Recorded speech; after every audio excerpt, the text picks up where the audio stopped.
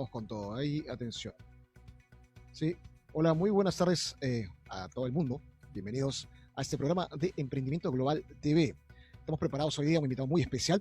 Ustedes ya lo van a conocer poquito a poquito. Van a conocer un poco más de él. Vamos a conocer cuál es su pensamiento, su posicionamiento y muchas cosas en esta época complicada para todos. Un poquito así, bueno, me digo poquita, bastante complicada para todos, ¿no? Vamos a tomar cómo es el escenario político virtual en esta época de pandemia. Ya las épocas han cambiado, ya han visto que no es lo mismo, ya no se puede hacer mítines, no se pueden hacer reuniones, y uno dice, oye, ¿cómo hacen los políticos ahora? ¿Cómo me convences al electorado? ¿Cómo hacemos? Antes de iniciar eso, me voy a presentarles a todos ustedes al señor, ahí está, al señor Enrique Valderrama. Muy buenas tardes, Enrique, ¿cómo estás? Muy buenas tardes, encantado de estar en Emprendimiento Global TV. Muchas gracias por la invitación, un honor. Perfecto, perfecto. Vamos a ir conociendo un poquito más, Enrique, para la gente que, bueno, a toda la colonia peruana que nos está viendo en diferentes partes del mundo, igual acá mismo acá en Lima y todo el Perú, y balnearios, como se diría, ¿no? Cuéntanos cómo son tus inicios como analista político, porque no es algo tan sencillo, especialmente acá en el Perú. ¿Cómo lo ves? ¿Cómo fue tus ganas de ser analista político? Yo he estado relacionado con la política y con el activismo político desde bastante joven, aún siendo escolar, y entendí que una de las razones por las cuales uno podría de alguna manera tratar de generar corriente de opinión era a través de expresar algunas de sus ideas, sin duda por escrito, o comunicarlas a través, por ejemplo, de algunos videos explicativos, ¿no? Lo que ahora son ya las normales videocolumnas, ¿no? Y entonces empecé a escribir sobre lo que pensaba y la posición que tenía sobre algunos temas. Esto en los primeros días, me parece, del gobierno de Humala, alrededor del año 2011 más o menos. Y empecé a hacerlo alrededor de básicamente algunos blogs en internet. Pero luego, de alguna manera, fueron contactándome algunos medios digitales ya más establecidos o algunos medios impresos. Recuerdo que una de mis primeras columnas que apareció en un medio impreso habrá sido la del diario del País. Aprovecho para saludar a Jimmy Torres, que es su director, quien me invitó a escribir periódicamente en el diario del País, que circula fundamentalmente en Lima, aunque también en algunas zonas del interior. Luego cogió un artículo mío La República, que lo publicó también, luego El Comercio, luego un semanario llamado Impacto, y luego otro diario que se llamó El Diario de Hoy. Y empezaron así un poco a tomar los textos que escribía, a pedírmelos, hasta que me llegó una invitación formal para ser parte del equipo de la página política de Diario Expreso. Esto es en el año 2014, así que estoy en Expreso escribiendo todos los lunes una columna de opinión política desde el año 2014. Vamos a cumplir ya 7 años allí. Y el año 2015, porque entendí que esto era una labor que se tenía que complementar, impulsando a que más gente también lo haga, decidí fundar un medio digital llamado Punto de Encuentro, del cual soy director, que es un medio básicamente de opinión política, no de noticias, básicamente de opinión política, donde hemos logrado que gente de diferentes tendencias, desde la extrema derecha hasta la extrema izquierda, pasando por el medio, puedan manifestar su opinión. El nombre un poco lo delata, Punto de Encuentro. Mi posición claramente política es democrática social, o lo que internacionalmente se conocería como socialdemocracia. En el Perú creo que está esto expresado básicamente por el APRA, del cual yo soy militante, pero siempre he sabido diferenciar la labor periodística o de impulso de la opinión sumamente plural con mis tareas propias como activista político, que van por cuerdas separadas. Pero básicamente inicié así. Luego de eso, a partir de Expreso, diferentes plataformas digitales y audiovisuales, algunos programas de televisión y de radio empezaron a invitarme para comentar un poco la coyuntura política. Imagino que también ha sido un poco la ruta para estar hoy día saludándote a ti y a toda la comunidad latina y sobre todo a la peruana en los Estados Unidos. Imagino conociendo al Perú con toda la historia que tenemos de políticos y todo lo demás, habrá sido un banquete para ti tener todos estos puntos de vista, porque evidentemente tú dices, wow, o sea, mejor que una película. Acá tenemos de bueno, es muy difícil. Yo creo que muy pocos guiones de series de Netflix superarían lo que sucede en el Perú, definitivamente. Yo me acuerdo que uno de los últimos textos largos, contrario a lo que muchos opinan, ¿no? Gente de mi promoción, yo tengo menos de 35 años, gente de mi promoción a veces me dice, un poco menor, me dice que cada vez escribir mucho ya es algo que no es funcional.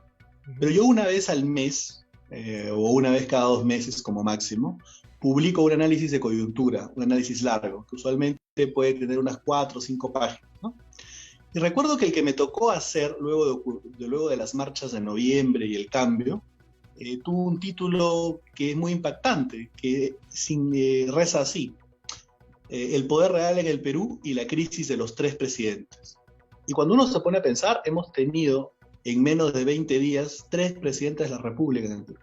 Por lo tanto, eso ya da cuenta de lo inestable que es nuestro escenario político-social. Y si uno analiza en realidad cuántos presidentes hemos tenido desde que Kuczynski asume, han sido 4 en un periodo que debería haber tenido solamente 1. Por lo cual, sin duda, vivimos años muy convulsos, años de crisis, años de que la agenda social irresuelta que el país se está expresando de algunos modos muy duros a través de conflictos, y sin duda también el poder de alguna élite también se expresa a través de formas de presión que terminan en grandes desastres como el que ha ocurrido. Solamente una brevísima reflexión. Keiko Fujimori y Kuczynski, ¿cuál era su inmensa diferencia en término programático?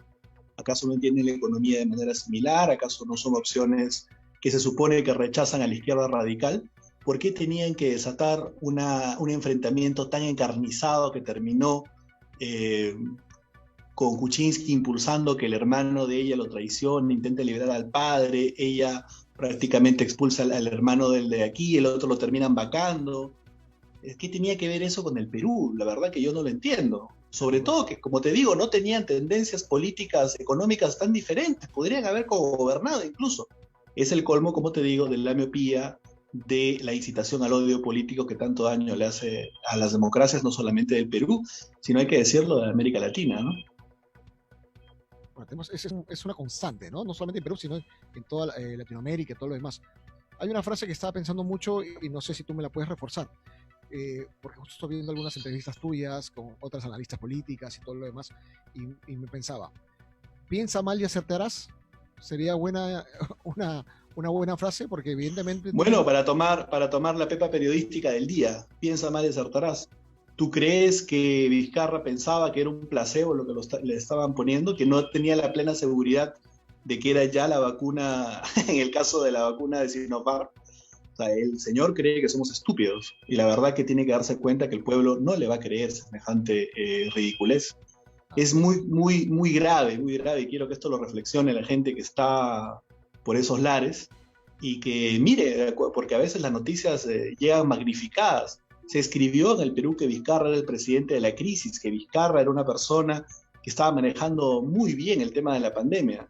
Pero lo que hay que decir es que hemos sido la peor gestión mundial de la pandemia, con la mayor cifra de muertos por millón.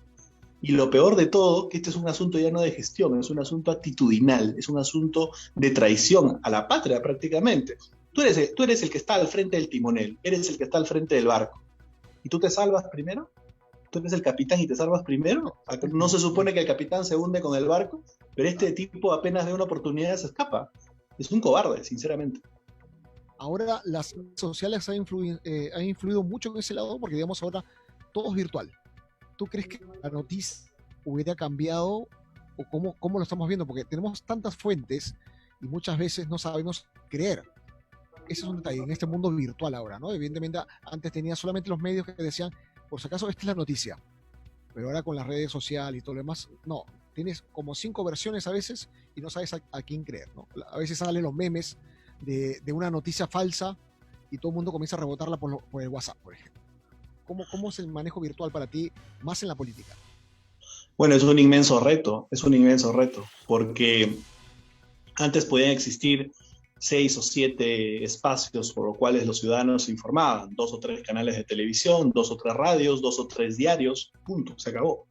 Pero ahora el tema de la instantaneidad es un asunto con complicaciones sin duda periodísticas, políticas, e incluso te diría, dadas las reflexiones últimas de los filósofos contemporáneos, incluso te diría que es un problema existencial, filosófico, que marca de alguna manera un repensar sin duda en el tiempo y en la posibilidad de la felicidad. Con tanta información a cada momento, a veces lo que uno termina teniendo es un laberinto en lugar de mayor claridad. Es decir, te ahogas en estímulos, pero no terminas teniendo una ruta clara y hay muchísima confusión. Debemos tener sin duda alguna estrategia, las sociedades democráticas, para poder frenar este asunto de las fake news. Y creo que es bastante claro, no solamente en este lado del continente, sino creo que en Estados Unidos también este fenómeno de las fake news ha impactado incluso mucho más que creo que en América Latina, ¿no? Porque han vivido una guerra realmente encarnizada, ya muy, muy polarizada. Y estamos hablando de la institucionalidad democrática más sólida del mundo, y mira lo que terminó pasando. Yo creo que hace 20 años, hace 15 años, hace 10 años, no hubieras podido tú imaginar estos eventos que se dieron en el Capitolio, ¿no? Me parece que eso es algo impensado. Y eso no fue posible sin las redes sociales, sin ningún tipo de duda. Y aquí viene un nuevo debate sobre el tema de las redes sociales, la democracia, la posibilidad de algunos oligopolios o monopolios que están alrededor de este servicio, porque finalmente, más allá de que incite o no la violencia, más allá de que sus opiniones sean válidas o no sean válidas, el hecho de que una transnacional o una corporación que corresponde al ámbito privado termine de alguna manera silenciando al presidente de los Estados Unidos, te da a entender que, bueno, el mapa del poder ha cambiado, ¿no? Mundial. Más allá de decir si es bueno o malo, no estoy calificando. Simplemente es obvio que la realidad del mundo es diferente. No puede ser igual. En el Perú, sin duda, es lo mismo, ¿no? Lamentablemente, la prensa mayoritaria, que controla el 70%, el 80% de la opinión en el Perú, está basada básicamente en un par de radios, fundamentalmente una, diría yo, un diario que estructura el 70% de los diarios en el país, que además tiene acciones en un grupo televisivo que es muy importante también. Por lo tanto, es muy difícil encontrar variedad, hay una opinión monocorde, y sin duda las redes han empezado a expresar los otros puntos de vista, y también hay que reconocerlo, algunos espacios democráticos plurales. Me refiero fundamentalmente, y no quiero ser mezquino en esto, a la labor que hace, por ejemplo, el diario La Razón, el diario del País, el diario Expreso, que son 3 diarios que creo que están en oposición clara desde Vizcarra, la labor que hace sin duda Willax Televisión, pero que se restringe fundamentalmente a eso, y todo lo demás es, digamos, algunas veces, algunos días, pareciera que los demás diarios todos fueran el peruano, ¿no? Y eso es algo bastante complicado. Entonces las redes han tomado un rol protagónico, que es lo bueno, permite expresiones como la que estamos viviendo el día de hoy, por ejemplo, permite quebrar y romper las distancias. Eso es algo sin duda inimaginable hace algunos años. La posibilidad de impulsar algunos debates y que además los políticos empiecen a entender que es importante participar de estos espacios.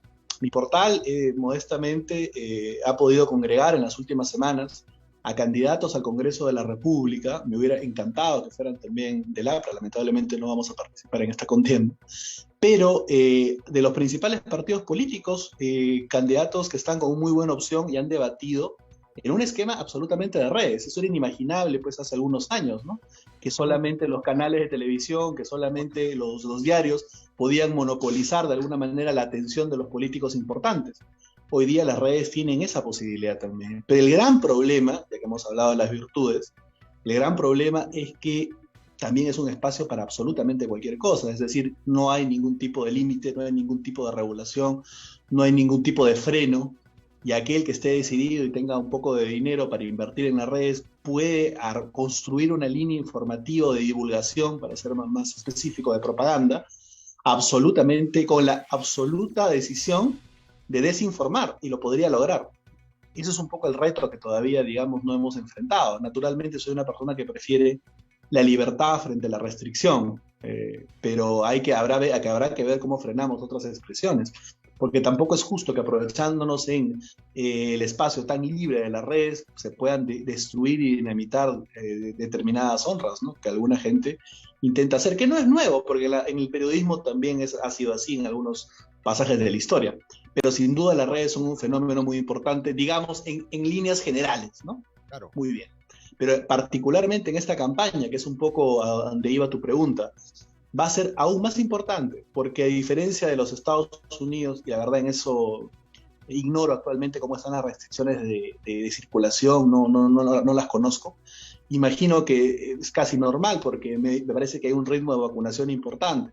Pero en el Perú recién acabamos de recibir, para todos los compatriotas y amigos latinos que pueden sintonizar esto ahora o más adelante, en el Perú solamente han llegado 300.000 dosis de la vacuna de Sinopharm, menos la merma son 270.000 y como son 2 dosis, alcanza más o menos para 135.000 personas, de las cuales fundamentalmente va a ser el personal sanitario. Por lo tanto, ningún civil, por llamarlo de algún modo, va a poder vacunarse. Por lo tanto, las restricciones que nos han impuesto han vuelto a ser muy fuertes. Estamos en aislamiento social, estamos en cuarentena. Por lo tanto, una campaña en estado de emergencia, en aislamiento social, es sin duda una campaña que se ha desnaturalizado. Y al haberse desnaturalizado, quiero decir que tú no ves paneles casi, porque no habrá gente que los coloque, ni contrates para que pueda colocar paneles, para que pegue cosas. Nadie está saliendo, hay toque de queda a las 10 de la noche, aquellos que pegaban afiches lo hacían a la medianoche, no lo van a poder hacer. Entonces solamente queda, imagino, grandes paneles, que los candidatos por una cuestión de costos casi no he visto, lo irán a hacer las últimas 3 semanas. Y como nunca estoy viendo las cosas limpias, ¿ah? Las calles por fin no están sucias, llenas de pancartas, ni todo lo que siempre se van a pegar y colgar. Es que recuerda que esas actividades se solían hacer a la medianoche. Entonces, ahora con el toque de queda, a partir ya de las 6 de la tarde, es imposible que tú puedas ver ese tipo de cosas, ¿no? Por lo menos en Lima va a ser muy difícil, en todas las zonas que están en alto riesgo. Por lo tanto, lo que queda va a ser fundamentalmente la televisión, que dicho sea de paso, es bueno que se sepa que ya no va a ser pagada. Es decir, que ya no puede un candidato contratar avisos televisivos políticos. El Estado le asigna a cada partido unos minutos en la televisión para que todos estén en igualdad. Por lo tanto, ahí no va a haber ninguna diferencia. ¿En dónde va a estar la diferencia? Básicamente, en esta campaña en particular, yo creo que en las redes, por las cosas que hemos dicho. Porque no va a haber muchos paneles, no va a haber muchas pancartas, no va a haber televisión. ¿Qué queda? No va a haber mítines, no hay desplazamiento, no puedes entrar a un mercado, abrazar a la gente, darte la mano. Aunque ya vemos que Vizcarra lo hacía, y lo hacía porque sabía que estaba vacunado, dicho sea de paso, lo cual habla de su catadura moral, sin ninguna duda. Por lo tanto, las redes van a ser determinantes en esta elección, determinantes, y no veo que estén siendo usadas de la mejor forma, ¿no? Como es, el entorno virtual en escenario en esta época es muy importante, así que los candidatos tienen que saber mover muy bien sus piezas, muy bien su inversión, porque normalmente tienen que invertir, evidentemente es un poco más cómodo que en ese tiempo haber invertido quizás en la televisión o en diarios, ahora todo es digital, en tu mensaje, tu Twitter, tu LinkedIn o la red que tú escojas, es mucho más como comenté, tienen que saber mover sus piezas ahora. Ahora para ellos, no saber de tecnología es quedarte recontra rezagado. He visto, me han comentado de candidatos que han estado usando, por ejemplo, las plataformas TikToks para poder llegar a cierto público y a veces dice, oye, se ve gracioso, pero no me convence. Me parece más bien una tontería. O sea, ¿cómo crees tú que sería el uso ideal o el indicado para redes? Yo creo que las redes, como los medios de comunicación en general, son medios, es decir, son herramientas, son instrumentos, son vehículos para de alguna manera transmitir un mensaje. Este mensaje luego puede estar adornado por algún tipo de arte, por algún tipo de creatividad que termina haciendo que el mensaje pueda fluir más rápido, evidentemente. Pero hay un pequeño problema. Más allá del tema visual, es decir, más allá del asunto de lo ornamental o de la calidad, que no es poca cosa, porque algunos candidatos creen que los videos que ellos tienen que impulsar para poder promocionarse pueden ser grabados con su celular, pueden estar desenfocados y no pasa nada, ¿no? Y la verdad que el público al final sí toma atención, no mira casi un video que no tiene un mínimo de edición, se queda con aquello que parece bien producido, ¿cierto? Pero además del tema de producción, del tema ornamental, de la creatividad que pueda haber, sigue siendo un vehículo para un mensaje. Si no hay mensaje, no hay nada.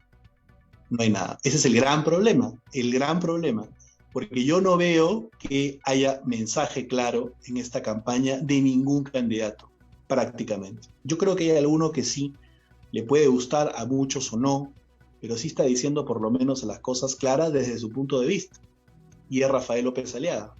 Y creo que él, que es una persona conservadora, que tiene sus ideas, acaba de publicar también un reporte de interacción y justamente está primero en la interacción en redes sociales.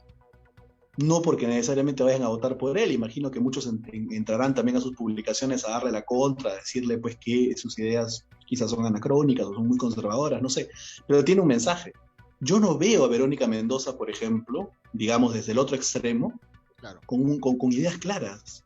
Esto de cambio de constitución, como si el cambio del capítulo económico de la constitución en general fuera a producir empleo, fuera a reducir la pobreza, fuera a construir hospitales, fuera a traer bienestar, fuera a solucionar fundamentalmente los dolores del pueblo. Yo no creo que eso sea.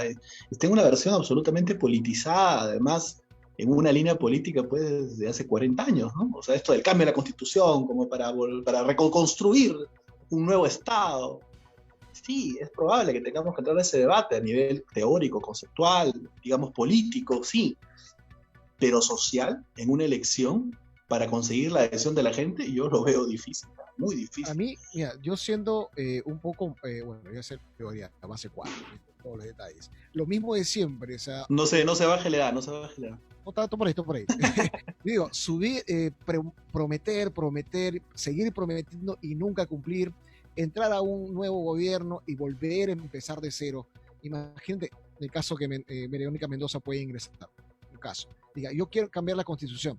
Ese cambio de constitución en 5 años es como si fuera 5 días. No puedes hacer nada. Eso significa que tendrías que quedarte mucho más tiempo, que la persona que ingrese tiene que seguir tu plan de gobierno, cosa que ningún gobernante ha hecho durante tantos años. Y entran, borrón y cuenta nueva, chao, todo de nuevo. 5 años, borrón y cuenta nueva. ¿Por qué esa manera? ¿Por qué no pensar realmente en un bien común? ¿Cuál es el pecado? ¿Cuál es el pecado capital, por decirlo de un modo, del político que siempre quiere, entre comillas, iniciar de cero?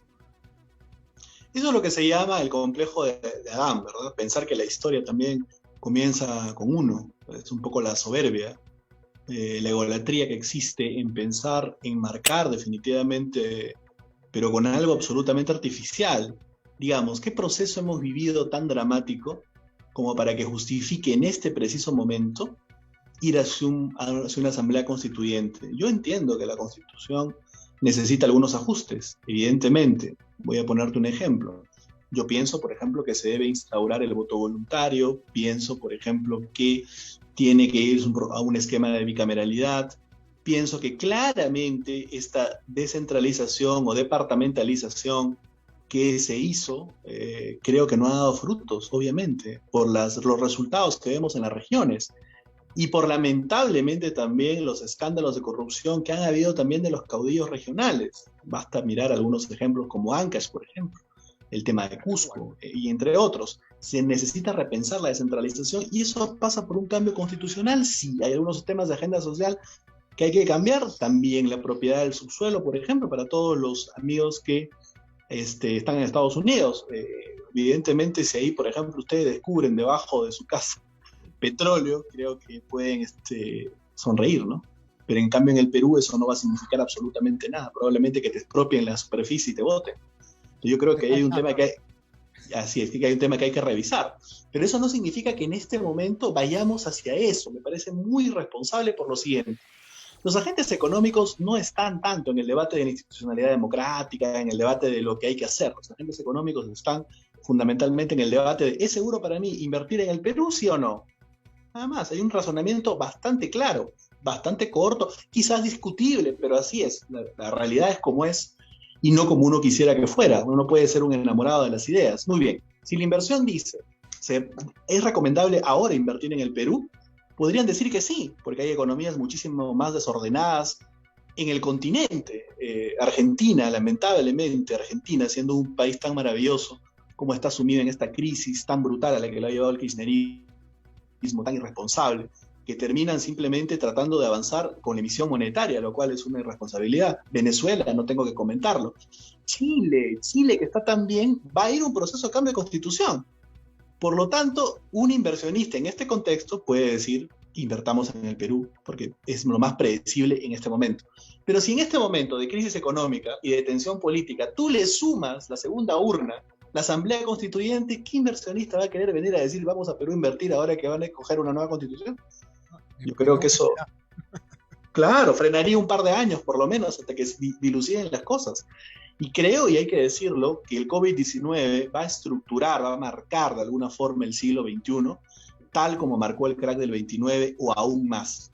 Es decir, estamos frente al hecho que definitivamente va a determinar no solamente la década, sino el siglo. Por lo tanto, hay que ser muy responsable. Las economías han caído muchísimo y ahora creo que no es momento de tomar riesgos mayores de los que deberíamos. Por lo tanto, digamos, hay un divorcio entre lo que requiere la gente y lo que los candidatos están proponiendo. Por ejemplo, ella dice, hablando de Mendoza, cambio de constitución, y lo otro que dice es Internet como derecho humano. O sea, va a poner en un texto que todos tienen que tener Internet. Entonces, ¿por qué no pone si la realidad se crea a partir de escribir o de tipear en una hoja en blanco? ¿Por qué no pone que en todas las casas debe haber un auto convertible, ¿no? 30 millones de autos deportivos en todo el Perú. Creo que está totalmente desintonizada. Y otros también me parece que han sufrido mucho esta crisis. Por ejemplo, el Partido Morado, que es el gobierno morado fundamentalmente. Vemos que hasta en las encuestas, que más o menos están con el gobierno, le dan a Guzmán ya un quinto lugar, un sexto lugar, lo ponen ya en 5%. Yo creo que el desgaste que va a tener este gobierno va a afectar su candidatura mucho, y en redes él pareciera que no está dando mucho la batalla, ¿no? Está, me parece, desorientado. No le veo ninguna propuesta disruptiva ni que pueda llamar la atención. No es identificado, creo yo, con nada, ¿no? Lamentablemente. Sería adecuada, entonces, como un asesor político sería lo ideal, entonces, en este caso, ¿cómo ves? Porque evidentemente cada uno maneja sus ideas de modo diferente. Algunos son más progresistas, otros simplemente están acostumbrados a algo mucho más presencial. ¿Cuál sería lo que pasa es que tendríamos que entrar a un análisis político, y yo creo que más allá que las de las herramientas, porque Guzmán puede tener gente joven alrededor que puede saber manejar las herramientas, digamos su spot en la combi subiendo, imagino que está bien grabado, imagino que tiene los elementos de tecnología, tiene buena calidad, pero el mensaje, la forma es repulsiva, ¿no? Es muy repulsiva, es una combi. ¿Qué cosa es esto? El Perú es una combi. ¿Cuál es el significado de eso? No entiendo. ¿Y por qué tener que impostar una forma de hablar como aparentemente peruano achorado? O sea, ¿por qué querer esa conversación con Susel Paredes de esa manera que de alguna forma ridiculiza y estigmatiza a la gente del transporte público, ¿no? Me parece realmente absolutamente desatinado. Por eso te digo, ya hay un análisis ahí político más allá del tema mismo de las redes. El mensaje es básicamente una porquería en ese caso, ¿no? Pero hay un asunto que es importante decirlo, que va un poco más allá de eso, ¿no? Pues sería injusto reducirlo a eso también. Y es lo siguiente. En el 26 de enero del año pasado, no este año, cuando fueron las elecciones para este Congreso, las elecciones complementarias, claro, mucha gente de la clase media apostó por el Partido Morado y dijo, bueno, son tecnócratas, son gente que conoce, son buenas personas, son centristas, son bien educados, preparados, y algunas personas incluso de la clase alta o media alta conocían a algunos de ellos, vamos a votar por ellos, son nuevos en política, van a renovar la política, y han pasado de ser los tecnócratas bien intencionados, profesionales, a llevar en la lista pues a Susel Paredes, al tema de la marihuana con Olivares, al asunto del Ministerio Público, es un ministerio del Ejecutivo, a la otra chica diciendo yo conocí la pobreza por mis estudios en Estudios Generales Letras de la Católica. Han pasado de ser, digamos, gente profesional preparada a tipos novatos que no conocen de política, no conocen del aparato público y sobre todo han abandonado su posición aparentemente centrista y se han tornado hacia la izquierda. Muchos amigos que votaron por ellos en enero del año pasado no van a votar por ellos en este año, fundamentalmente porque ven que se han ido hacia la izquierda. Y la gente mayoritariamente de alguna manera rechaza el discurso extremista y parecen ellos más bien siameses de Verónica Mendoza, ¿no? Y creo que eso les va a hacer daño. ¿Cuál sería para ti un perfil ideal de un político? Ideal, dando cuenta, digamos, en este caso, una gente preparada, pero wow. puede ser... Se ha hecho una pregunta pues, que es muy subjetiva, que tiene demasiadas connotaciones, pero voy a responder lo que personalmente creo, a nivel muy personal. Yo votaría por alguien, digamos así, que evidentemente no existe en este momento. Votaría... La gente, anote, es importante tener en cuenta para saber. Quiero meterme a política, ¿qué necesito?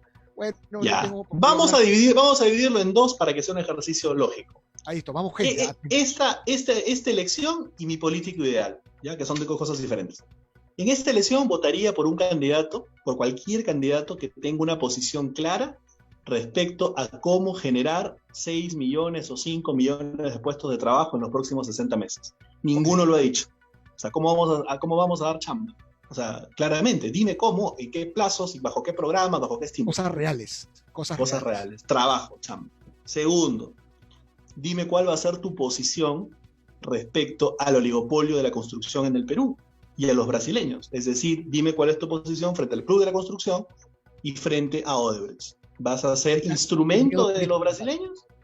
¿Ah? Ese es completamente un miedo. Es decir, no me quiero meter con esas empresas hasta que yo asuma el poder y sepa qué pasó. Sin saber. ¿Por qué? Y yo lo lamento, ¿no? Alguien, por ejemplo, brillante, una persona brillante, asesoraba a muchos presidentes, pero yo no veo que Hernando de Soto tome una posición sobre este asunto. Y creo que debería. Segundo punto. Tercer punto. Hay un debate del que nadie habla, y es el siguiente. Desde el gobierno de Ollanta se retrocedió muchísimo en la erradicación del cultivo de la droga en el Perú. Y a el Brain se ha vuelto un problema realmente un poco más grande. Y yo creo, esto es especulación, no tengo data, pero yo creo que el acuerdo de paz de las FARC en Colombia hizo que aquellos que quizás no querían entrar ya a la vida legal puedan atravesar la frontera y estar operando en el Perú. Es una teoría que puede ser cierta quizás. Por lo tanto, también creo que le exigiría al candidato cuál va a ser su política respecto al tema del Brain, que creo que me parece eso importante. Porque de ahí estoy seguro que sale mucho dinero negro que es utilizado luego en la política regional e incluso pienso nacional también. Y creo que eso hay que alertarlo antes que crezca aún más. Mira los problemas que ha tenido la misma Colombia, para no decirte México, ¿no? Es un problema, sin duda. Que está metido ahí sin que se dan cuenta, entre comillas. Así es, y avanza. Hay ahí un problema de entendimiento entre la policía y el ejército para ver quién controla el Brain, y creo que esa disputa no necesariamente es por ver quién cumple mejor su labor, ¿no? Entonces creo que hay que actuar. Por lo tanto, le pediría para esa elección eso. Me conformo con eso, digamos, en esta elección, y ninguno todavía lo está diciendo. Creo que el que se está... ¿Estás 100% seguro que ninguno de los 20... ¿Cuántos candidatos tenemos? Más de 18, creo. Yo no le he escuchado hablar del tema del Brain, por ejemplo, a López Aliaga, ¿no? Pero sí lo he escuchado hablar de Odebrecht, que me parece muy bien. Lo he escuchado hablar también del empleo. Creo que va a tener que aterrizar y precisar un poco más, pero creo que va por muy buena ruta, ¿no? Pero a los demás, Hernando de Soto, sobre el tema de la formalización minera, del asunto de las comunidades y la minería, creo que es brillante, sin duda. La apuesta que él tiene es brillante. Pero extenderlo a otras cosas, ¿no? Cómo impulsar, por ejemplo, la construcción, que en estos momentos podría ser, digamos, vital, importante. El Estado ha llegado a construir 250.000 casas de interés social, por ejemplo, en algún momento. Y la demanda de vivienda en el sector juvenil también es muy amplia. ¿Por qué no desarrollamos un programa más agresivo alrededor del asunto de la vivienda, por ejemplo, en estos momentos en los que requerimos dar trabajo a la gente? y dar trabajo, digamos, haciendo algo que va a ser luego valioso como una vivienda, por ejemplo. El asunto de las pistas, de las veredas, los megaproyectos de infraestructura. Yo creo que Hernando ahí podría desarrollar muchísimo más y no lo está haciendo. Y en el caso de Keiko Fujimori, que podría cumplir más o menos las tareas en alguno de estos temas, yo siento que sinceramente pareciese no querer ganar la elección, ¿no? Entrado en una actitud excesivamente suave, está confundiendo ponerse al centro con prácticamente silenciar de algunas cosas que pasan en el Perú. Por lo tanto, también veo que hay una asignatura pendiente. Guzmán, ni te digo, pues yo creo que no tiene idea de lo primero, no va a pronunciarse sobre lo segundo, y sobre lo tercero, pues le estarías hablando en mandarín prácticamente. No, ni siquiera sé quién es su experto en seguridad ciudadana. Si su experto en seguridad ciudadana es Usel Paredes, pues ese gobierno va a ser un desastre, sin duda. Quisiera ver los logros de la señora Paredes en las municipalidades de las cuales ha estado al frente. Me parece que eso es un tema. Urresti imagino que tiene predicamento en lo último, pero no he escuchado más de él tampoco en eso, ¿no? Así que por eso te digo, para mí los 3 puntos claves de esta elección son los que estoy detallando.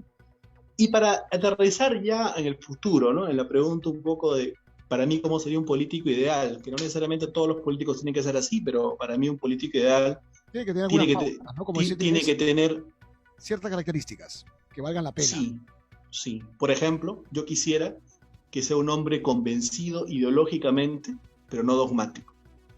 O sea, no quisiera una persona o un hombre, una mujer, que sea solamente un pragmático, que no tenga un ideal, que no tenga una ideología, la que sea. Puede ser socialdemócrata, puede ser socialista, puede ser comunista, puede ser liberal, puede ser conservador, pero que tenga un cuerpo de ideas más o menos que defender, que tenga una lealtad conceptual mínima, pero que a la vez no sea dogmático, que a la vez no imponga todo este cuerpo doctrinal sobre la realidad cuando la gestión requiere otra cosa.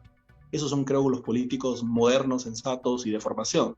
Y en segundo lugar, tiene que tener más o menos claro en la cabeza cómo funciona el Estado. Es decir, debe conocer la estructura de los ministerios, no puede pensar que la fiscalía es parte del Ejecutivo, ¿no? Por decirte una cosa. Claro. Y no es ensañarme con la señorita candidata Morá, pero la verdad que me sorprende, es una falla, yo diría imperdonable, ¿no? Imperdonable, porque si tú quieres ser parlamentario, mínimo tienes que saber eso, ¿no? Bueno, y tiene que conocer el Estado, pero no solamente conocerlo, sino decir cuáles son los 2 o 3 puntos fundamentales de cambio que requiere cada uno, saber qué hacer en agricultura, saber qué hacer en trabajo, saber qué hacer en producción, saber qué hacer en energía y minas. Un político debiera más o menos tener eso claro, porque finalmente el debate sobre lo público se centra ahí, en el poder, ¿no? En tercer lugar, aparte de tener un programa claro, es que tenga una organización, o sea, no sea, digamos, un exitoso, pues, para no entrar a temas personales, para ser un exitoso golfista, un deportista o un hombre de farándula. Puede serlo, pero que haya sido militante previamente de un partido, que haya tenido un cuerpo de ideas que haya defendido, digamos, siempre, y luego entra a la política, a pesar de haberse hecho público conocido como otra cosa, pero no una persona que a partir de la fama conseguida en un espacio de la vida, luego se convenza que le es posible llegar a la política por los votos que le puede dar esa fama. Yo creo que eso no es del todo sano. No es del todo sano porque usualmente la fama que puedes conseguir alrededor del tema de la farándula u otras actividades exitosas no se condice con un adecuado entendimiento ni de la política ni del Estado. En algunos casos sí, obviamente, ¿no? Por ejemplo, grandes sindicalistas o grandes empresarios, para poner los dos extremos, luchan por intereses públicamente y por lo tanto tienen alguna idea fuerte de cómo funciona la política, porque además acuden al Congreso, todo, ¿no? Pero otros espacios es muy complicado. Podrían ser invitados de repente a postular al Parlamento, pero no que sean pues los líderes fundadores o los líderes candidatos a la presidencia, ¿no? De la noche a la mañana. Eso es muy, muy complicado. Por lo tanto, creo que debe tener una organización mínima. Y por último, tiene que saber comunicar. Es decir, de nada sirven las ideas, de nada sirve el programa, de nada sirve tener un ejército de gente si al final no sabes comunicar adecuadamente. Y comunicar adecuadamente significa, en mi concepto de político ideal, que sepa hablar en televisión, hablar en radio, dirigirse a una asamblea, escribir un artículo, que pueda manejar todas las posibilidades, hacer videocolumnas, que pueda manejar todas las posibilidades de comunicación. Obviamente, las redes sociales, sin duda, pues básicas y fundamentales ahora, ¿no? Por lo tanto, esos son lo que yo podría decir que es un político ideal. Es muy difícil, pero creo que la gente puede acercarse, intentar acercarse. Tiene que ver la persona, Dios mío, ¿ahora qué hago? ¿Ahora qué hacemos? Pero chequemos una cosa, si escogiéramos, porque ya yo sé que los analistas, tus compañeros, tú mismo, se han leído los planes de gobierno, y justo está viendo una entrevista que les hicieran ustedes, y me dicen, oye, plan de gobierno, ¿qué es esto? ¿Qué es esto lo que me está mostrando? No me está mostrando un verdadero plan de gobierno. Pero algunos se salvan con algunas ideas, como has mencionado, Hernando Soto, López y todo lo demás. Pero si yo te digo, ok, Enrique, dime, según tu punto de vista, evidentemente siempre, ¿cuáles son los 3 candidatos que valdrían la pena analizar? Nadie está diciendo que voten, sino que analicen, para que la gente diga, ¿vale la pena hacerlo o no? Ya como... Me pones en una dificultad Igual, muy grande. Claro, como Pero, político, pero yo te diría, ¿no? Voy a nombrar 2 que podríamos decir un análisis favorable, es decir, que la analicen para que vean que hay grandes ideas, que no necesariamente van a llegar al gobierno. Y lo lea. Y yo creo que hay que leer uno para entender todo lo que no hay que hacer, ¿no? Porque una cosa es, claro, porque una cosa es que calquen, que copien planes, que presenten una cosa por presentar, es decir, la improvisación, ¿no? Copy pega. Y otra cosa es que escribas ideas equivocadas y lo hagas todo un plan de gobierno. O sea, digamos, es muy injusto quizás lo que voy a decir, ¿no? Pero algún grande de la historia dijo alguna vez que los más peligrosos son los tontos con iniciativa, ¿no? Entonces, imagínate. Yo creo que los 2 planes que valdrían la pena analizar desde lo positivo, que se puedan implementar en un gobierno, sea el de ellos o no, son el de Hernando de Soto y el de López Aliaga. Creo que son muy interesantes, tienen cosas sobre el tema de la reactivación económica bastante interesantes. Sobre todo creo que la idea más brillante y disruptiva de la campaña, lamentablemente no creo que la esté sabiendo aprovechar, es justamente la viabilidad social de la minería alrededor del asunto de la valorización internacional de las tierras, que lo propone Hernando de Soto. Eso tendría un impacto enorme. Yo creo que no se ha sabido explicar, pero el plan de gobierno creo que vale la pena revisarlo. El de López Aliaga, sin duda también, ¿no? Este asunto de la reforestación, del que casi nadie ha hablado, que puede dar muchísimo trabajo, yo creo que es algo potente también. Y el plan de gobierno que tienen que leer de todas maneras para saber lo que no hay que hacer con el Perú en los próximos 25 años es el de Nuevo Perú y el de Verónica Mendoza, sin ninguna duda, sin ninguna duda. Van a encontrar una visión absolutamente pasadista de darle un tamaño gigantesco a un Estado que requiere una reforma. Este Estado como está requiere una reforma. Y ella lo quiere hacer de este Estado que requiere una reforma, lo quiere hacer mucho más grande. En otras palabras, agrandaría sin duda el problema. Un Estado que supervigile la vida de los ciudadanos y que se entromete en cada uno de los aspectos de la vida individual. Yo creo que es algo muy malo y esperemos que no llegue a la segunda vuelta. Yo no creo que gane en segunda vuelta, no creo que le gane a nadie. Creo que ni Keiko perdería frente a ella, lo cual ya es bastante. Pero sí vale la pena revisar qué es lo que está pensando aquella izquierda que dice ser moderna. Y no es más que una reedición de la izquierda estalinista o maoísta de los años 70, lamentablemente. Tengo incluso ahí postulando un par de personas a las que respeto, pero hay varios que están diciendo públicamente, empezando por el cabeza de lista, mostrándoles excesivos respetos al chavismo, al proceso de Fidel Castro. Creo que eso es complicado a estas alturas del mundo, ¿no? De la historia. Creo que ya está es más que comprobado lo que ha sucedido luego de 60 años de revolución en Cuba y lo que ha sucedido tras 22 años de chavismo en Venezuela. Creo que ya no... Negarlo es absurdo, ¿no? Este argumento, porque están escuchando en los Estados Unidos, tan falaz de que la pobreza en Cuba y en Venezuela es producto del bloqueo de los Estados Unidos, ¿no? Y es delirante, lamentablemente, y adoctrinan así a la gente. El problema no es que los pobres cubanos o venezolanos que están dentro de sus territorios sean bombardeados por esta propaganda. Lo terrible es que algunos que están fuera, que no sufren esa coerción, terminen creyendo esas patrañas, ¿no? Y eso hay que pensarlo. Sí, eso es cierto. Es muy importante entonces, gente, que aprendamos a leer, aprendamos a observar, no solamente por la carita bonita, no solamente por el mejor, tienes que leer los planes de gobierno. Y también tienes que saber con quiénes está acompañado, ¿no? Porque evidentemente ya viene acompañado de congresistas, bueno, postulantes a congresistas y postulantes, que hay de todo también. Miren, recuerden lo que le pasó a Kuczynski, nadie se dio cuenta que había un tal señor Martín Vizcarra de vicepresidente, y miren lo que nos terminó pasando. Hay que revisar también a los vicepresidentes.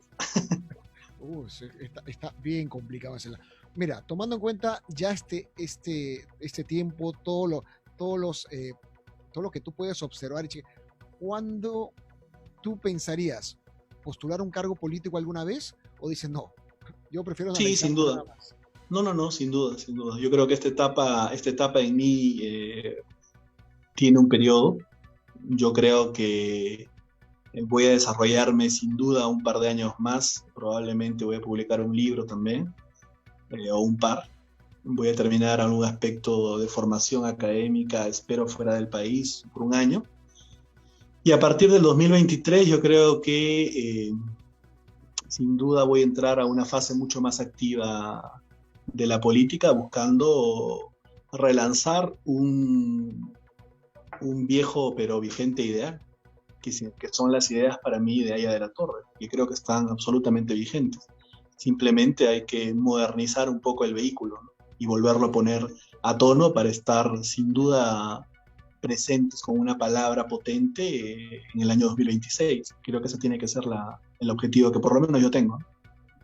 Eso sería ideal. Bueno, ahora tomando en cuenta ya eso de poder hablar del APRA, si va, no va, ser la nueva sangre, la nueva cara del Partido Aprista Peruano, eso vamos a verlo entonces en poco tiempo, señoras y señores. Así que estén atentos al señor Enrique Valderrama, que tiene muchas ideas que decir, muchas cosas que aportar. Y como dicen, ¿no? Tenemos que ir aprendiendo cada vez más a conocernos para saber por quiénes votamos. Así que es importante. Yo te doy muchas gracias por estar, compartir con nosotros, y no solamente tus ideas, sino conocerte un poquito más para que la gente vea cómo son tus inicios y cómo nos estamos proyectando a futuro. La gente, los amigos peruanos, todas las comunidades peruanas en el extranjero y que también van a votar, por favor, ayúdenos a elegir adecuadamente, y es lo mejor. ¿Puedes decirnos tus palabras finales, por favor? Bueno, un inmenso abrazo a toda la comunidad latina en general, pero a mis queridos compatriotas peruanos en particular. Revisen muy bien todas las propuestas y todas las ideas que hay en la campaña, y no solamente a los que nos ven allá, sino también a los que nos ven en la patria, en el Perú. También revisen muy bien, piensen concienzudamente, no se dejen llevar de las narices de aquellos intereses que quizás tienen mucho poder en determinados medios de comunicación, utilicen su propio criterio, y sobre todo mantengamos la fe presente siempre de que el Perú es sin duda mucho más grande que sus problemas, y estoy convencido que vamos a salir de esta crisis sanitaria y que vamos a salir también de esta crisis económica, como siempre con el inmenso empuje de un gran pueblo trabajador y emprendedor. Muchas gracias, Richard, y Emprendimiento Global TV, por la invitación. Ha sido para mí una gran experiencia. Hasta luego. Gracias, Enrique. Cuídate mucho. Ya saben, amigos, entonces, si quieres tener tu espacio para que puedas poder promover y todo lo demás, acá puedes encontrar la página. Me han partido en dos. Vamos chequeando. Pueden seguirnos acá en el teléfono para conseguir y puedas tener tu espacio en forma virtual, puedas ofrecer tu producto a los nuevos emprendedores. Los invitamos a que puedan acompañarnos a AA Soluciones Audiovisuales, una parte muy, muy importante. Esto para que me pueda ver ahí costado. Ahí está, ahí me veo. No, yo estoy acá. Ahí está, me cambio. Es cosa de actividades. Puedas aprender a manejar mucho más el Zoom y todos los demás detalles. Emprendimiento Global TV llegó para ustedes el día de hoy. Espero que puedan chequearlo y nos vemos. Cuídense mucho. Chao.